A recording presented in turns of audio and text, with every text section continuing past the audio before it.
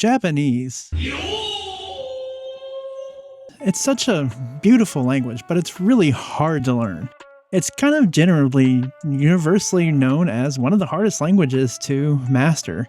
And especially when you're first starting, it can be really difficult to grasp the concepts. So anything that helps in any way sounds like a wonderful idea to me. When I was scrolling social media and I seen a advertisement for a video game called Shashingo, I was kind of intrigued and I was wondering, is this something that would be helpful? I'd invite you to come look at this game with me and we can decide together. This game, Shashingo, is just as it sounds. It's a game about taking photographs in a fictionalized virtual, kind of like Tokyo-esque area.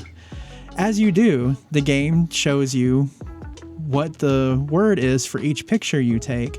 And then on the back, there's also 3 extra words being like adjectives or things like that to go along with the word that you can study. So that's basically the premise of the game. You go around the city, you take pictures. The city itself is absolutely beautiful.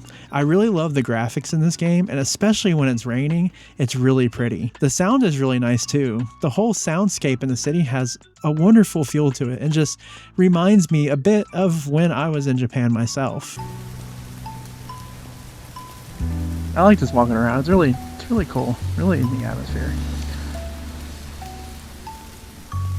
On top of the photography modes, you also have 2 quiz modes. The first one is called Find Mode, which is where they give you a word in Japanese, and then you go find the object and take a picture of it, and it tells you if you're right or not.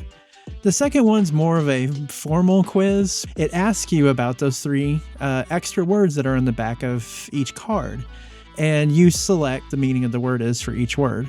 So it's really a quiz mode. Like, it's exactly as it sounds in the box. As for both of those modes, they're perfectly fine, and it can be a nice way to study things. There's actually learning material in this too. There's a number of lessons teaching some basic Japanese phrases, how some grammar works, and things like that. It's not really super useful and it's not very in-depth, but considering it's completely free and it's just in the game itself, then I think it's a really cool resource and I'm glad they included it. In terms of options, the game has the standard options of graphics, things like that. It also allows you to turn on and off things like Romanji, which is the English-looking characters underneath each word that kind of represent how you might say it if you're reading it in English. You'll see this thing called furigana, and what furigana is when there's a kanji, or the Japanese characters, the really complicated ones that a lot of people struggle with, it actually puts hiragana characters over that. So at least you know how to say the word. It is a bit of a crutch, and if you're long-term trying to learn Japanese, especially for like taking a test like a JLPT, then I recommend you don't use it. But for just normal reading and when you're first learning, it can be a very useful tool for you to understand what the kanji reading is. What are some things I love about the game other than I mentioned? Well, I think it's a very cool concept. I personally love photography, and the idea of using photography to learn something complicated is a very cool thing to me. I also find it very easy to run, very user-friendly. I have a Steam Deck. It runs really well on the Steam Deck even too. So if it's something like you wanted to take with you to study, that is perfectly acceptable in this game. The way the words are spoken is very clear. I do wish you could slow down the speaking, maybe. And everything is fully voiced. Yomu. That's 3. Oki. Oki is big. Namae. Can't remember the exact number, but I want to say there's around 150 total pictures that you can take throughout the world. And then on the back, you have the 3, but those aren't exclusive to each picture. So for example, the word oki is large. And so that is used as an adjective for a number of things. It's not like super in-depth, but it's a great start. So if you're thinking about this game, is it worth the purchase? Well, I think just like most things in life, it just kind of depends. If you are a complete beginner in Japanese and you've learned hiragana and katakana, I think this is a really fun and nice way to learn a bunch of useful phrases and things that you'd actually see in life if you were living in Japan. And in that way, I think it's really worth it.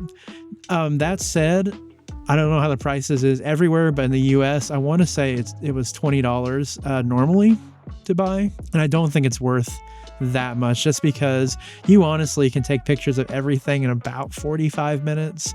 And even if you study it quite a bit, I would say, you know, there's only so much you can study in this, and you know, it'll get tiring quickly. However, that said, I found it on sale myself. I got it for like, I think it was around $11. And for that amount of money, I mean, that's cheaper than going online and getting like a 30-minute class.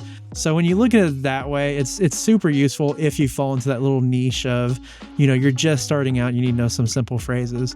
In terms of the kanji themselves, it's kind of everywhere. I've seen kanji from the N5 to N4 level mostly, and mostly N5, which makes sense.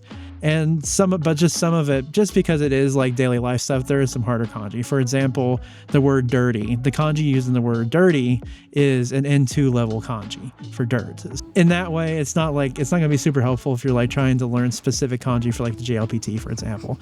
In the end, I think it's a really cool concept, and I really enjoyed it. So I recommend it if that's something you're looking to practice with yourself.